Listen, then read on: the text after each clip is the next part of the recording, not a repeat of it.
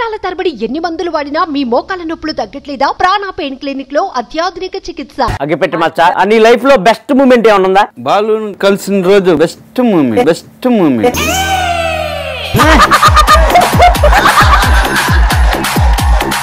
మచ్చా, మందుతో నీ తొలి పరిచయం ఎప్పుడు అయిపోయింది? 10-15 ఏళ్ళు దాకా. ఇప్పటికి రోజు తాగుతావా? ఉంటే తాగేదే. మరి నీకు రోజు తాగితే నీ హెల్త్ ప్రాబ్లం పోతే పోయింది ఏదో ప్రాణం. గమ్మానండమ్మా. ఒకవేళ మీ అక్క వచ్చి తమ్ముడు నా కోసం నువ్వు మందు మాని అంటే మానేస్తా. మీ అక్క గారు ఇక్కడే ఉన్నారని నేను చూసాను. ఒకసారి స్టేజ్ పైకి పిలుద్దామా మీ అక్క గారిని?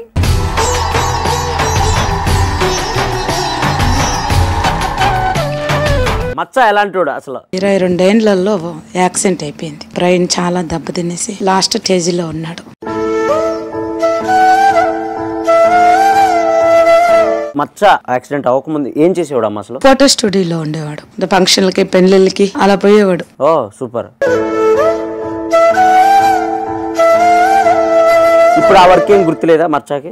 అంతా మర్చిపోయినాడు. మీరు అందరు గుర్తున్నారా అది జరిగిన తర్వాత? మీరు ఫ్యామిలీ మళ్ళీ ట్రైనింగ్ ఇచ్చినానే. ఒక 2-3 ఏండ్లు పట్టింది మాకు మిమ్మల్ని గుర్తుపట్టడానికి. నన్ను గుర్తుపట్టాడు, అదొక్కటి మర్చిపోలా.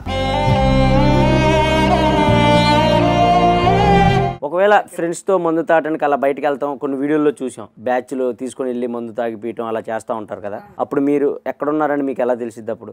అంటే ఎవరో ఒకరు చెప్తారు. అంటే కిరణ్ అంటే తీసుకొస్తారా? కొంతమంది తోడుకు రారు, కొంతమంది ఎక్కడ వాళ్ళు ఎంజాయ్ చేసి వదిలేస్తారు. అలా అవుతే నేను కొంచెం ఇబ్బంది పడేదాన్ని.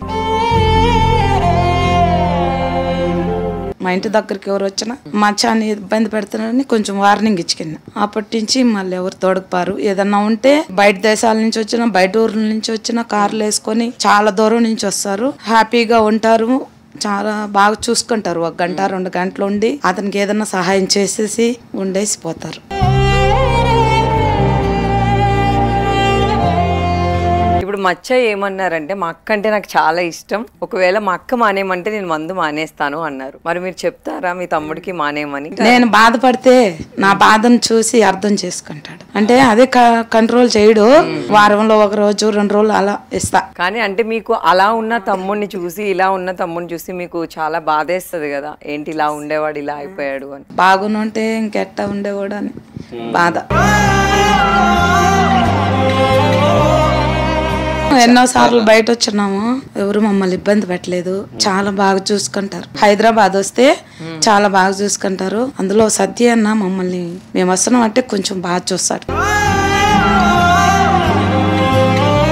మచ్చా హ్యాపీగా ఉండు, మంచిగా తాగు. తాగినప్పుడు అక్క చెప్పిన మాట విను. థ్యాంక్ యూ అమ్మా, థ్యాంక్ యూ సో మచ్.